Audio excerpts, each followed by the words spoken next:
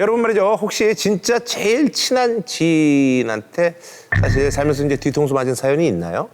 저는 성격이 되게 내향적이어서 먼저 사람들한테 잘 다가가는 편이 아니에요. 저는 이제 마음을 열었는데. 네, 제 비밀을 얘기하고 정말 제가 누구한테도 말할 수 없는 늘 얘기했는데 그거를 뒤에서 엄청 얘기하고 다녀. 다 퍼뜨리고 그거를 또 과장을 시켜서 얘기를 하고 있어요. 예를 들어서 그런 거 아니에요. 나 사실은 엉덩이에 몽고반점 있어. 이렇게 했는데 나중에 이만한 점으로 돌아왔다. 그런 거잖아요, 진짜. 진짜 그 정도죠. 너무 무섭다. 자, 이번 순위의 주인공은요. 평범한 간호사가 뒤통수를 크게 맞은 충격적인 사연입니다. 그 누구도 믿지 마라. 배신자들 추리. 나를 노린 신입자의 정체. 자, 2006년입니다. 9월 미국 서부 말이죠. 포틀랜드 911 상황실에 다급한 전화 한 통이 걸려옵니다. 옆집 사는 여자가 어떤 남자 목을 졸랐대요. 그 여자가 구급차를 불러달라는데 남자가 죽은 것 같아요. 자, 옆집 여자의 공격을 말이죠. 한 남자가 사망을 한 것 같다라는 신고 전화. 심상치 않은 이야기에 급히 말이죠. 구급차고 이제 경찰이 출동하게 되는데요. 현장에 도착한 이들 정말 충격적인 현장을 목격하게 됩니다. 여기저기 피가 낭자한 침실. 오, 야야야. 그리고 말이죠. 몸 곳곳에 살점이 껴서 피를 흘리며 끔찍한 모습으로 죽어 있는 남자. 그리고 피 묻은 망치를 들고 있는 중년의 여자까지. 야, 이거 진짜 오싹한데요. 예, 누구 봐도 말이죠. 중년 여성이 살인을 저지른 현장이었는데요. 자, 과연 지금 살해당한 남자 그리고 중년 여성 어떤 사이였을까요? 살인을 한 것처럼 보이는 여성이 돈을 받고 약간 체포를 대신 당하는? 근데 이걸 제가 드라마에서 봤어요. 작은 아씨들. 아하. 그런 느낌. 자, 두 사람의 말이죠. 관계를 묻는 경찰의 질문에 중년 여성은 이렇게 대답합니다. 죽은 남자요? 전 전혀 모르는 사람이에요. 응? 아니, 모르는 사람을 이렇게 잔인하게 살해했다는 중년 여성. 자, 이들의 사건은요, 당시 약 1시간 전으로 거슬러 올라갑니다. 자, 여성의 이름은 말이죠. 수잔 쿠하우제. 간호사인데요. 51세입니다. 자, 평소와 다름없는 어느 날 퇴근하고 집에 온 수잔은요, 뭔가 집안 분위기가 조금 이상함을 느꼈어요. 근데 뭐 특별한 것도 없고 하니까 그런 기분을 뒤로 한 채 부엌문을 열었는데 그 순간 집 경보음이 요란하게 울리기 시작했어요. 근데 종종 오작동도 있어요. 할 수 있어. 맞아. 그래서 이제 현관문으로 쓱 나가서 경보음을 끄는데 그런데 이때 갑자기 침실 뒤에서 한 남자가 손에 망치를 들고 수잔한테 달려듭니다. 먼저 달려들었네. 집안에 있었던 신입자였습니다. 그러니까 그 찜찜한 기분이 맞았던 거야. 신입자의 가격에 순간 쓰러진 수잔. 하지만 곧바로 정신을 차린 그녀는 자신의 주특기를 이용해서 그에게 맞서기 시작하는데, 자, 과연 간호사의 주특기는 뭐였을까요? 주사! 아, 주사! 수면제! 아, 수면제? 수면제가 주특기야? 하지만 말이죠, 이제 수잔은 30년 동안 응급실에서 일한 베테랑 간호사였는데 응급실 환자들이 말이죠, 고통을 못 참아가지고 막 이렇게 떼굴떼굴 구르는 경우가 있습니다. 그래서 막 욕도 하고 막 이런다고. 자, 수잔은 말이죠, 그런 환자들을 헤드락으로 제압을 하는데 헤드락? 30년 됐으니까. 예. 이미 아니, 이렇게 맥힌 한 건 거지. 아니고 이렇게 이제 했겠지. 눌렀겠지. 이렇게 하면은 큰일 나요. 예. 응급실 간호사 경험을 살려가지고 친입자에게 맞선 수잔. 왜 나를 죽이려는 거야? 설마 누가 나를 죽이려고 보낸 거야? 누가? 어떤 새끼가 그랬어? 최후의 수단으로 그녀는 말이죠, 자신의 튼튼한 치아까지 사용해서 친입자의 팔, 옆구리, 허벅지 등을 보이는 대로 있는 힘껏 물어뜯는데 결국은 이 정체모를 친입자는 그 자리에서 죽어. 와, 30년. 그러니까 사람이 이거 작정하고 물잖아? 이거는 진짜 초인적인 힘이 나서 진짜 살점 뜯겨나가는 건 사실 이게 일도 아니에요. 예.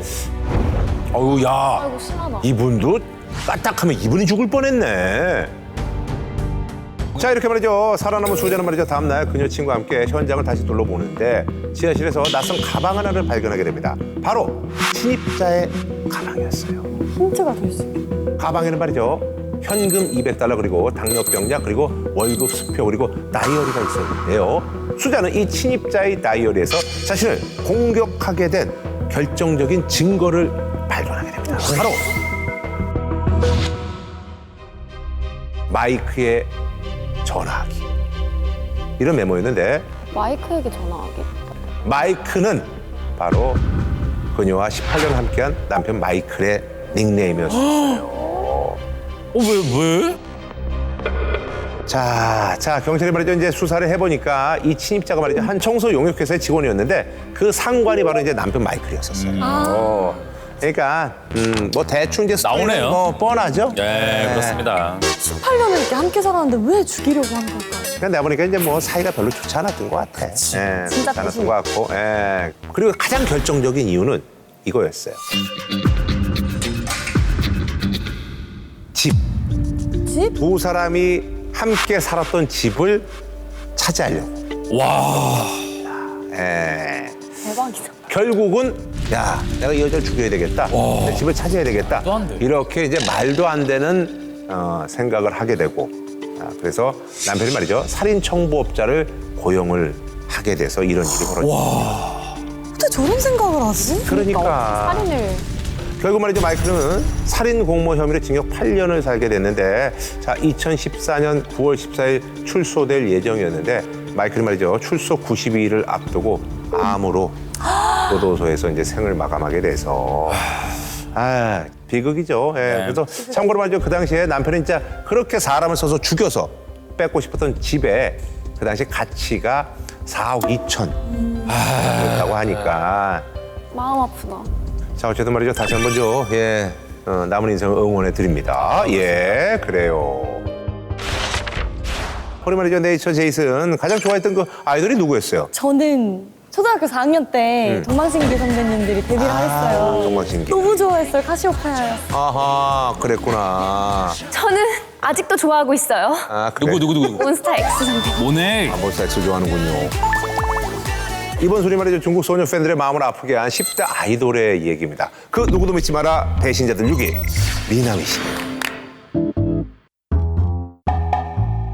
자, 요즘 말이죠. 중국에서 핫한 아이돌이 있는데 중국에 말이죠. 신의 엔터테인먼트사인 이광년 미디어에서 스타 발굴 프로젝트를 통해서 야심차게 내놓은 신인인데 자, 이광년이라는 사람이 내가 보니까 그쪽에 이제 유명한 또 기획자인가 봐. 그럼요. 아니면 CEO 그래요. 대표 이름이라도. 네, 그래서 예. 이제 이광년 청년단 뭐 이렇게 하면 우리 말하면 이제 뭐 SM 소년단 혹은 뭐 방시혁 뭐 JYP 뭐 이런 느낌이야. 예, 그래요.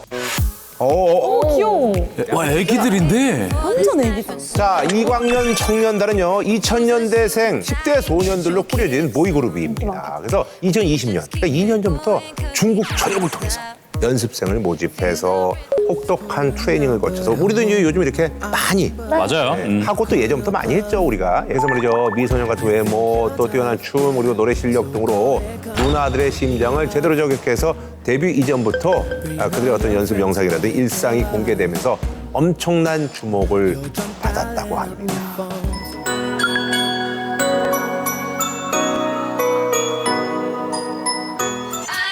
풋풋하다 확실히.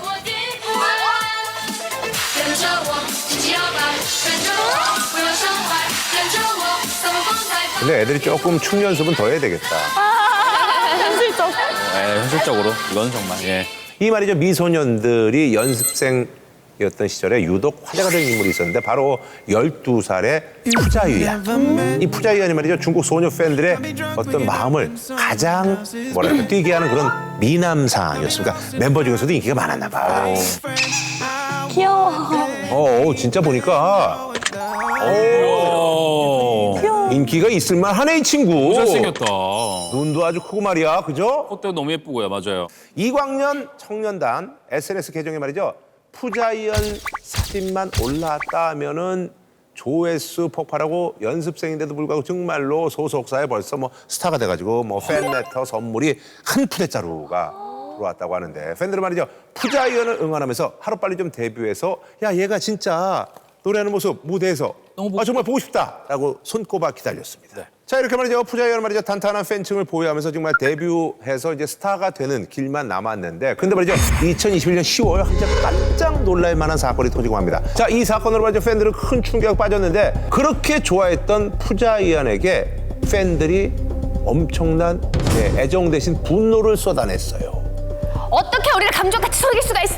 이건 엄연한 배신이고 사기야! 나는 너한테 실망했다고 할 수 있어. 그러니까 뭘 속였나 봐. 학교에 집중하고 다시는 오지 마. 아하. 근데 꼬마가 뭘 해도 할 수 얘가 뭘 속여가지고 야 너 그냥 학교나 다녀. 여기 무대는 쓰지도 마. 뭐 이렇게 된 건데 뭘 속인 걸까요? 나 알아. 저도 알것 뭔데요? 같아요. 뭔데요? 여자였던 거죠 원래. 같은 생각했죠. 왜냐면 눈이 되게 여성스러웠어요 되게. 맞습니다. 언니 어떻게 맞췄어요? 눈이 달랐어. 너무 예쁘더라고. 맞아. 자 남자가 아니라 여자였습니다. 한 네티즌이 SNS 이제 폭로글을 올리면서 이 사실이 알려진 건데 이광면 청년단 연습생 푸자위안의 친구입니다. 푸자위안의 남자가 아니라 사실 여자예요. 지금 다들 속고 있는 거라고요. 디인이 제일 무섭다고. 그럼요. 가까이 있는 사람이 제일 무서워. 무서운 게 아니라 이거는 사실은 진짜 거짓말이잖아. 그쵸. 하지만 비극을 더 크기 전에 막아준 걸 수도 있어요. 네. 맞아. 그잖아. 해서 그랬습니다. 그래 봐. 예. 처음에 말이죠. 이제 소속사도 몰랐던 거야. 에? 가볍게 웃어 넘겼습니다.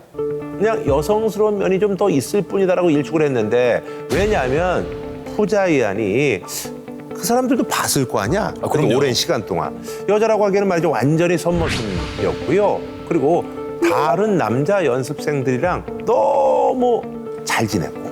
그때 이제 나이가 뭐 사실 이제 뭐 12살, 11살 이러니까 야 나는 이제 변성기가 올 것 같아. 그럼 목소리가 어떻게 되지 하고 뭐 그런 얘기도 매일매일 하고 그리고 또 사실은 소속사 직원들도 그리고 또 이제 같이 있었던 연습생들도 전혀 의심을 못했다고 하네요.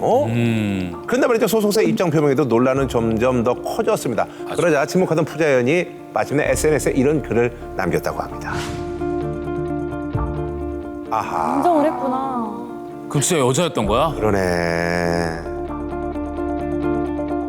데뷔도 전에. 말도 안 돼. 그럼 물거품처럼 사라졌겠네, 그 데뷔는. 그러니까 사실 뭐 저 친구도 이렇게 일이 커질 줄 몰랐겠죠. 몰랐던 거죠. 네. 안타깝네요. 그동안 얼마나 불안했겠어. 맞아요. 저 꼬마애가. 만약에 주변에 누군가가 성별을 속였다. 근데 사실 뭐 좀 이렇게 보면 좀 알잖아. 아유, 우리가. 알죠.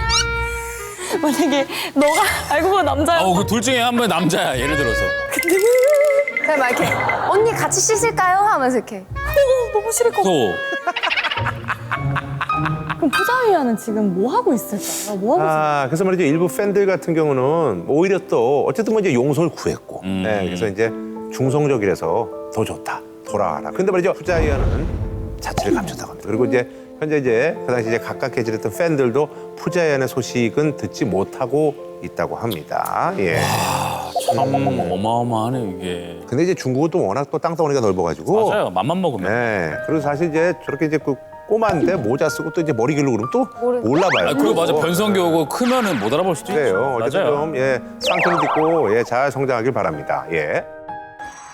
즐거운 상상 채널